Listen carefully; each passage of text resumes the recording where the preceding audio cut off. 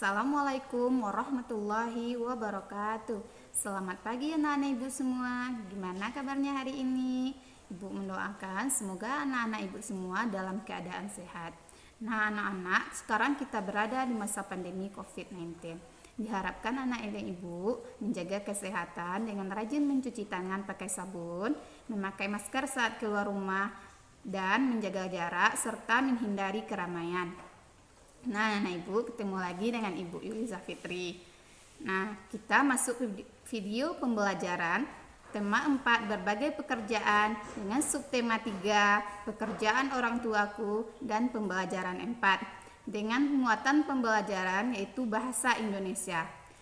Nah, tujuan pembelajaran kita hari ini setelah membaca atau menyimak sebuah cerita, anak-anak ibu mampu menemukan unsur-unsur intrinsik yang terdapat dalam sebuah cerita.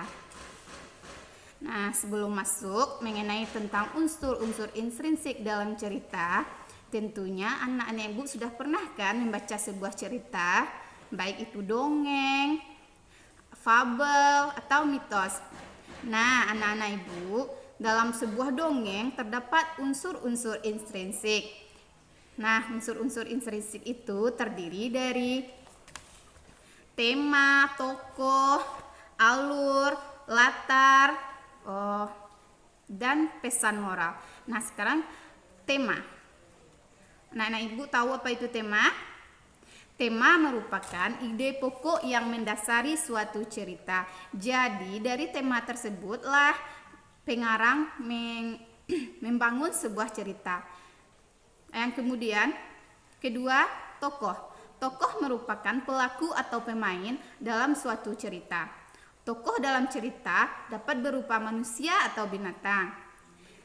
Dalam watak tokoh di dalam dongeng memiliki sifat yang berbeda-beda, baik itu jahat, baik, rajin, malas, dan sebagainya. Nah, sifat-sifat tokoh itulah yang kita sebut sebagai watak.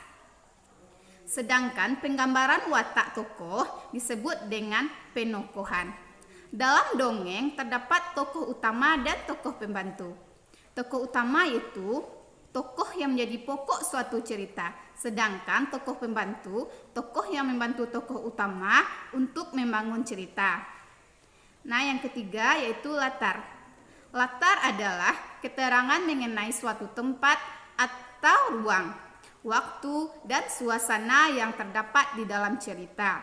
Latar di dalam sebuah cerita terbagi menjadi 3, yaitu 1. Latar tempat, yaitu segala sesuatu yang menjelaskan tempat terjadinya sebuah peristiwa, baik itu di sebuah daerah, di medan perang, di jalan, dan lain-lain.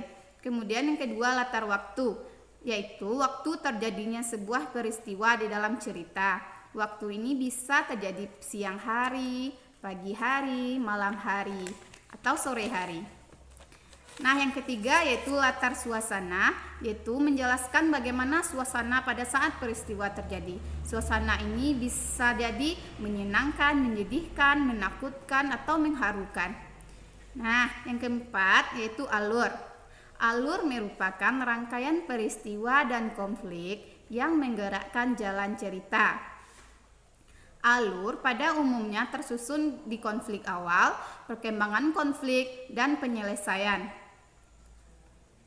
Biasanya alur ini ada yang berbentuk alur maju, ada yang mundur, di mana ceritanya pada saat maju menceritakan waktunya kemudian berturut-turut ke depannya. Kalau alur mundur biasanya menceritakan masa lalu. Yang kelima yaitu amanat. Amanat merupakan pesan moral yang terdapat dalam cerita yang disampaikan pengarang kepada pembaca atau pendengarnya.